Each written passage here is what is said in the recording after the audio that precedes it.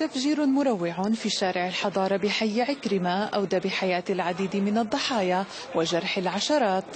سيارات الإسعاف هرعت إلى مكان التفجير فيما تلطخ المكان بدماء من كان. أروقة المشافي غصت مداخلها وأقسامها بالمصابين وبمن جاء من الأهالي لإسعاف المنكوبين. كنا طالعين من الجامعة، نحن على الحضارة، ما بعرف نحن عم نقطع الطريق، ما بعرف صار انفجار وقعنا بالأرض، ما بعرف كان معي رفيقتي وجيت ما بعرف شو صار فيها كمان وقعت بالأرض.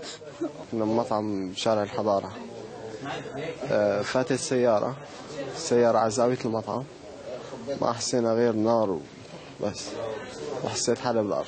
التفجير الذي ضرب إحدى الشوارع الحيوية بحي عكرمة أدى إلى تضرر العديد من المحال التجارية وانهيار واجهات المنازل القريبة من جراء قوة الانفجار. الأضرار، الأبواب، الشبابيك، الأزاز كله مكسر ومخلع، وهذا شيء إجرامي ونحن ما بنرضى فيه، والدولة عم تسعى للمصالحة الوطنية بس إن الظاهر ما بيفهموا أكثر من هيك، لأنه هي لغتهم، لغة القتل والذبح والتدمير.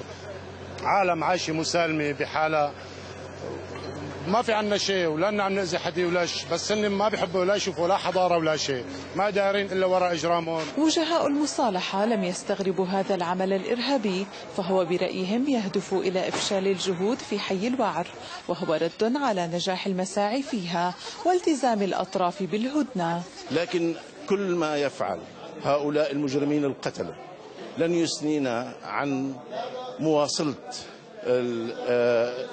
المواصلة قدما في إطار التسويات والمصالحات الوطنية حتى نصل في نهاية المطاف إلى حل وحوار كما أطلق في اللقاء التشاوري في موسكو الحوار السوري. رغم كل ما حصل في حمص وكل ما مرت به من أحداث، يسعى مواطنوها للتأقلم والتمسك بالحياة من جديد والتطلع إلى أن الأيام القادمة ستحمل الأفضل لهم، فما بعد الضيق إلا الفرج كما يعتقدون هنا.